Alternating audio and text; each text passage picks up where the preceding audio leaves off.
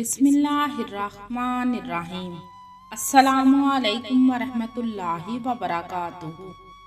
आज मैं आपको एक ऐसी दुल्हन की सच्ची और दुखी कहानी सुनाऊंगी जिसके शोहर ने उसे मामूली सी बात पर तलाक दे दी थी। ऐसी कौन सी बात हुई थी इन दोनों मियाँ बीवी के दरमियान में? जानने के लिए कहानी एंड तक जरूर सुनिएगा। तो कहानी शुरू करने से पहले आपसे गुजारिश है कि आप मेरे चैनल हमना वॉइस को ज़रूर सब्सक्राइब करें और साथ दिए गए बेल आइकन को भी लाजमी क्लिक करें ताकि फ्यूचर में आने वाली मज़ीद ऐसी वीडियोस की अपडेट्स आपको मिलती रहे। एक लड़की जिसका नाम मलाला था, वो अपने वालिदैन के साथ रहती थी। मलाला की अम्मी का नाम कौसर और अब्बू का नाम इम्तियाज था। मलाला अपने अब्बू की लाडली बेटी थी। मलाला ने एमए किया था और मलाला की ख्वाहिश थी कि वो बैंक में जॉब करे, पर इम्तियाज और कौसर अब मलाला की शादी करना चाहते थे। मलाला को जब पता लगा कि उसके वालिदैन उसकी शादी करना चाहते हैं, तो मलाला ने अपने अब्बू को कहा, अब्बू मैं बैंक में जॉब करना चाहती हूँ। तो इम्तियाज बोला, बेटी अल्लाह का दिया तो सब कुछ है हमारे पास, तो फिर तुमको क्या ज़रूरत है जॉब करने की? तो मलाला बोली, अब्बू मैं ये जॉब पैसों के लिए नहीं बल्कि अपने शौक को पूरा करने के लिए करना चाहती हूँ।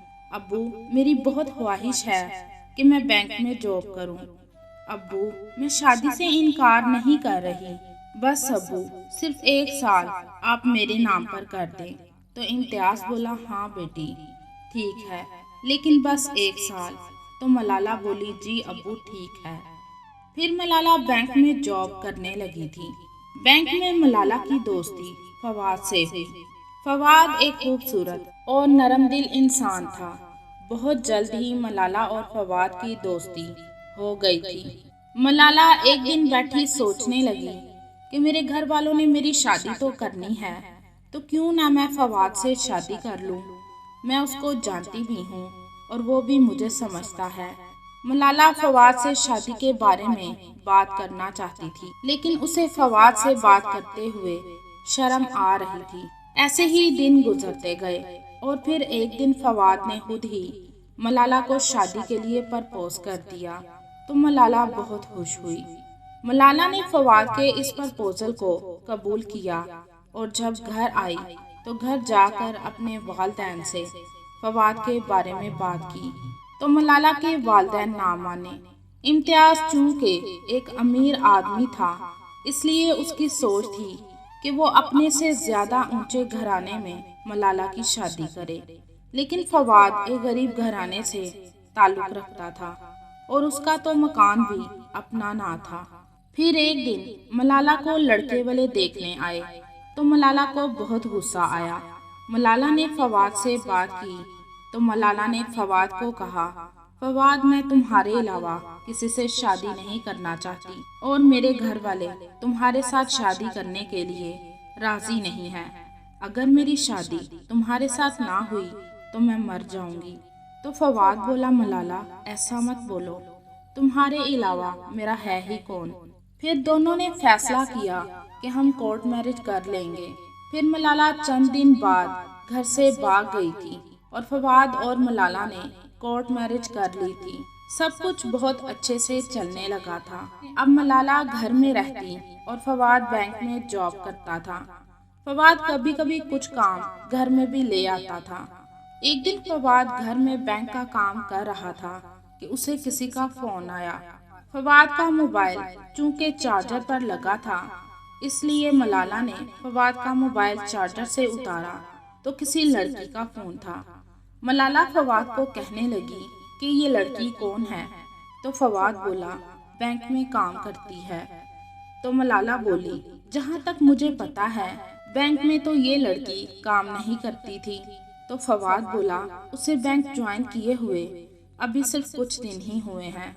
तो मलाला बोली, अच्छा आपकी इतनी जल्दी उससे अंडरस्टैंडिंग भी हो गई है। इतने में उस लड़की का फोन फिर से आ गया। फवाद ने फोन ना सुना और फोन को काट दिया। तो मलाला बोली, उसका फोन क्यों नहीं सुन रहे? کیا میرے سامنے آپ اس سے بات نہیں کر سکتے؟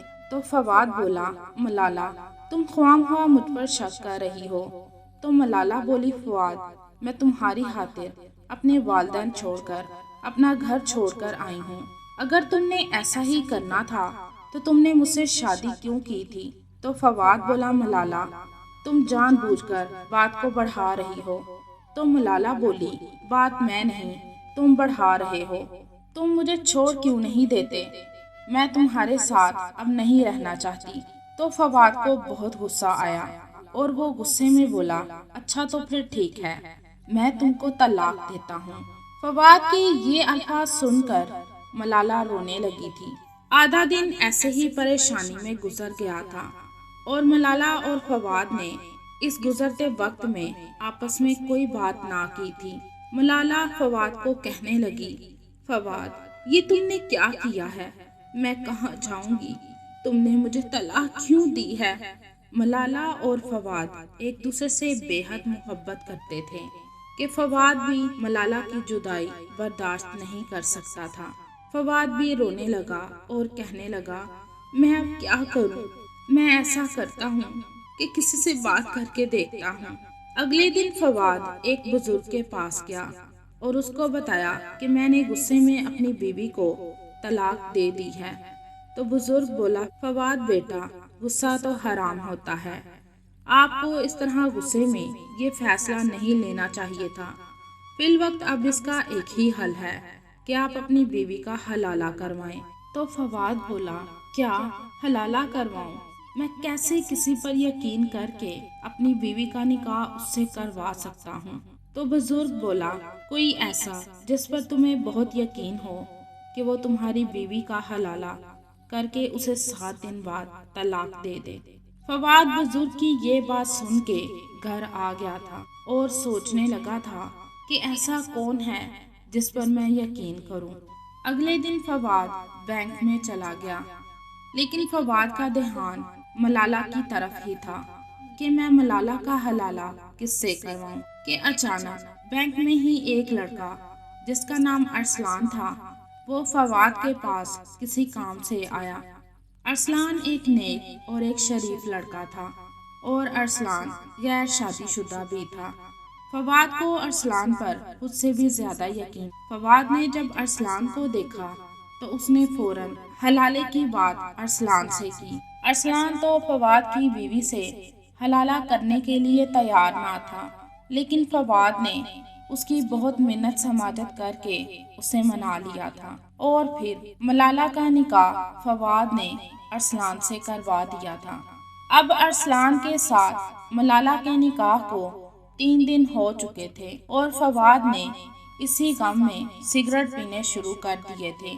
ایک دن فواد سگریٹ پیتے پیتے سڑک پر چلتے جا رہا تھا اور سوچ سوچ کر روئے جا رہا تھا کہ میں نے ملالہ تمہارے ساتھ بہت ناانصافی کی ہے، ملالہ مجھے معاف کر دینا، ملالہ میں تمہارا گناہ گار ہوں۔ اور ایک بڑا سا ٹرک آیا اور فواد کو کچل کر چلا گیا۔ جب ارسلان کو پتہ لگا کہ فواد مر گیا ہے تو اسے بہت دکھ ہوا تھا۔ وہ گھر آیا اور اس نے ملالہ کو فوراً طلاق دے دی تھی۔ تو ملالہ بولی ابھی تو صرف 4 دن ہی ہوئے ہیں۔ تو ارسلان بولا جو بھی ہے میں تمہیں اب زیادہ دیر اس گھر میں نہیں رکھ سکتا۔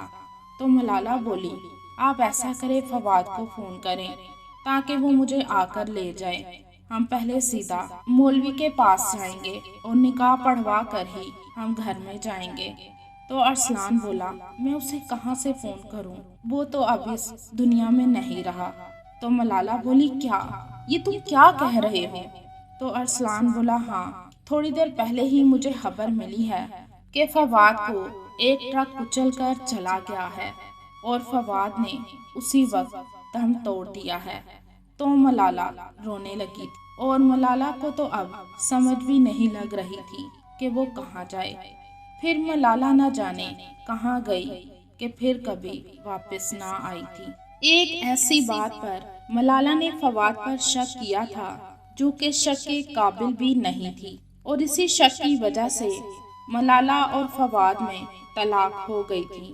اور فواد جو کہ غصے میں ملالہ کو طلاق دینے پر اندر ہی اندر سے پل پل مر رہا تھا اور اپنے آپ کو ملالہ کا گناہ گار سمجھ رہا تھا، اور یہی سوچتے سوچتے سڑک کے درمیان پاگلوں کی طرح چلنے کی وجہ سے اس کا ایکسیڈنٹ ہو گیا تھا اور وہ اس دنیا کو چھوڑ کر چلا گیا تھا۔ اور ارسلان نے بھی ملالہ کو طلاق دے کر گھر سے نکال دیا تھا۔